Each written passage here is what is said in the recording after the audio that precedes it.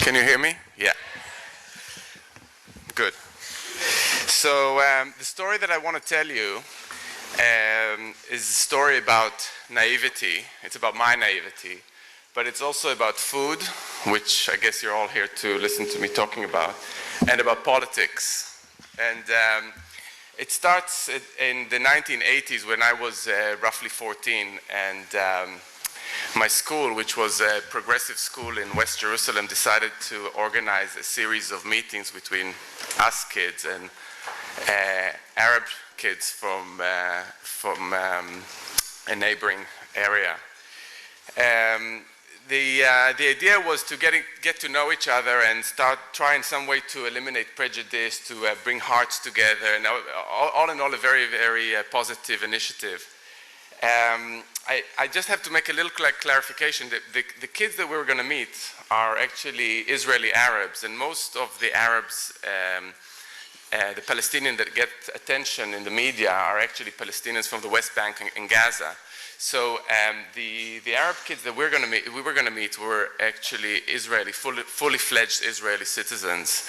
And even though they are full Israeli citizens with all the rights, or almost all the rights, regrettably, they were very alien to us. They were very different. The Arabs and the Jews in Israel, the Jews and the Arabs, they live very separate lives. They go to different schools, they live in different villages and towns, they speak a different language, although most Arabs actually speak Hebrew. But the lives are very, very separate, and the idea was to sort of break those boundaries a little bit and bring us together. And it is really not it's not something that you can take for granted, because I can honestly say that I don't think, probably 99.9% of the Jews have never stepped into an Arab house, and vice versa. The rift is that big. So this initiative was quite good. And prior to going to meet our Arab friends, as the teachers called them, they actually had to prepare us, because I think they were a little bit worried that some sort of nasty truths are going to come out, prejudice and bigotry and all sorts of things that are sort of very, very, very prevalent in this society. So we had, we were prepared. So we had classes where we were told what to do and what not to do, what to do in an Arab house, how to deal. It was as funny as that, but that was the reality. One evening, I was invited. The first meeting was when I went to my friend's house, my Arab counterpart. His name was Maher. He was about my age, 13 or 14.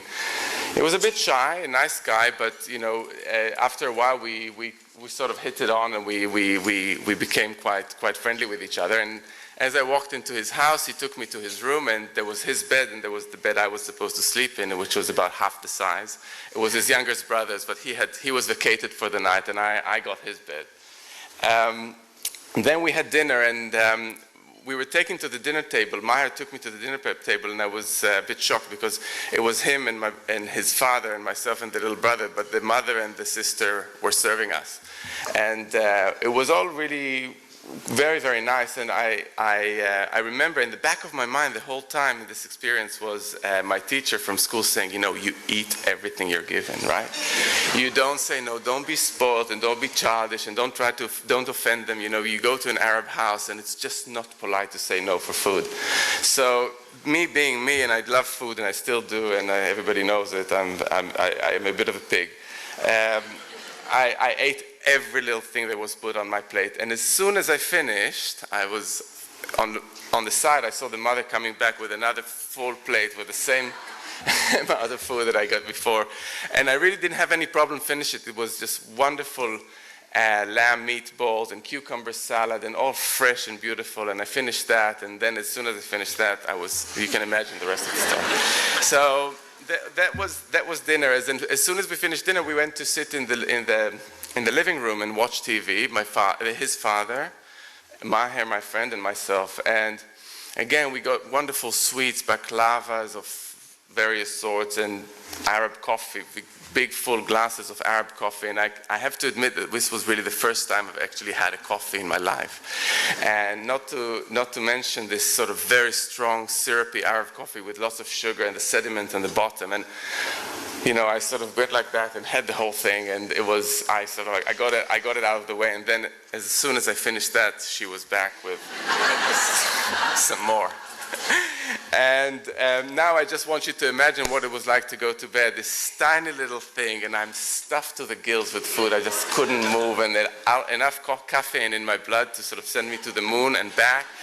And so it was an awful, awful night. I couldn't close an eye for the whole evening.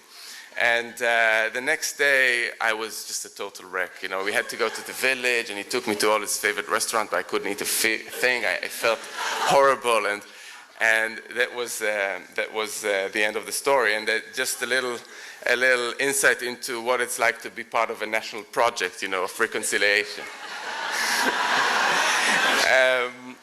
The ironic end to the story is that when Maher came to my house about 2 months later for a reciprocal visit, he didn't eat anything. My mother made my grandmother's famous pasta with ragu. There's a recipe that goes down centuries in the family. He just said very politely, "I don't like pasta." And that was the end of the story. But the point I'm trying to make is really, this is just one example of how inextricably related food, politics, current affairs, social life are related in the part of the world where I'm coming from. So much so that it really is sometimes quite difficult to separate the two worlds. And I've got plenty of examples. All of you know what falafel is, but it can be quite a contentious thing. You know, falafel is actually an Egyptian dish or a snack that is spread all over the Levant over the years. And then come the Israelis, and they've just appropriated it. They turned it into their own. You know, it's a national dish. And you may laugh, but for the Palestinian, it's actually a case of, you know, culinary colonialism, because that's another thing that's being taken away from us. So we're talking about quite serious stuff. Another example is the way Jews or Israeli Jews talk about Arab food. You know, they never call it Arab food as such. It's called Mizrahi, which actually translates as Oriental.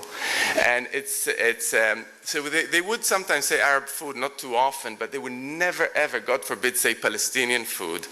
And it's, again, another indication of how deep this thing goes, because it is a Palestinian food or Lebanese food, but you don't call it that name. It's Oriental food, and it's the national food, but you just don't say it. It's a bit like eating beef and not a cow. You know, you create a certain distance between the harsh reality and what actually happens on the plate. So these are all little things, but they're actually quite good examples of the point that I'm trying to make. Another little one that I'll say before I move on to a more contemporary moment is Jericho. I'm sure you all heard about this amazing city that has been probably the oldest city in the world. And this was a place where we used to go on weekends. My dad used to take my sister and my brother and myself there to eat on weekends. It was only about 45 minutes drive from Jerusalem.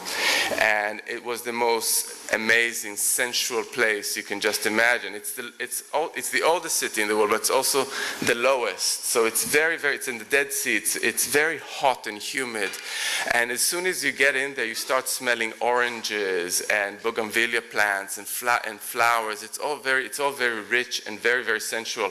And we used to go there almost every Saturday to eat. There was restaurants on the streets serving meat on the grill and fresh orange juice. They grow the best oranges in Jerusalem, only for juicing. And then one day in the late 1980s, there was the first Intifada, the first Palestinian uprising, and all of a sudden, the place was off limits for us. We couldn't go to Jericho after that, and I haven't been since. And I know in the grand scheme of things, it's not a big deal. You know, it's one thing, it's one political development, but it's another way of showing how things sort of happen in this world where food and politics are so intricate. So in my world, Jericho was the place you go and eat good food and experience sort of that type of sensuality. And all of a sudden, it's off the limit. You cannot go anymore. And that is something that goes on in my head quite a lot. Like, how can I replicate the experience? But it's not available anymore. It's part of the Palestinian territory. It's not. Israelis cannot go there anymore.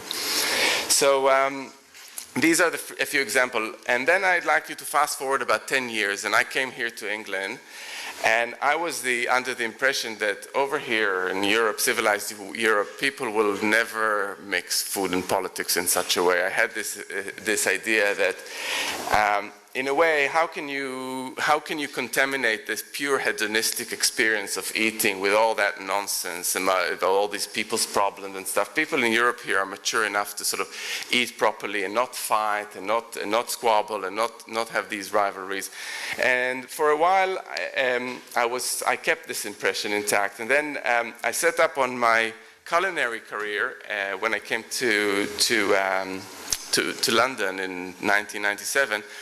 And I have to say that there actually were a few examples of food mixing up with politics that I sort of experienced over the years. First of all, I took a few courses at the Cordon Bleu, and a very famous cookery school. I'm sure you've all heard of it. And this is probably the best place to see a great example of French national chauvinism.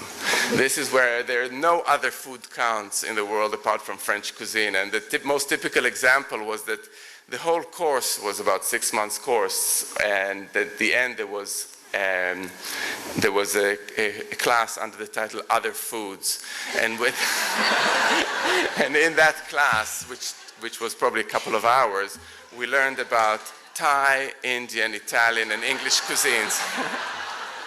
So that's a typical example. And then you know, further on, I kept on living there, and I've been living here ever since.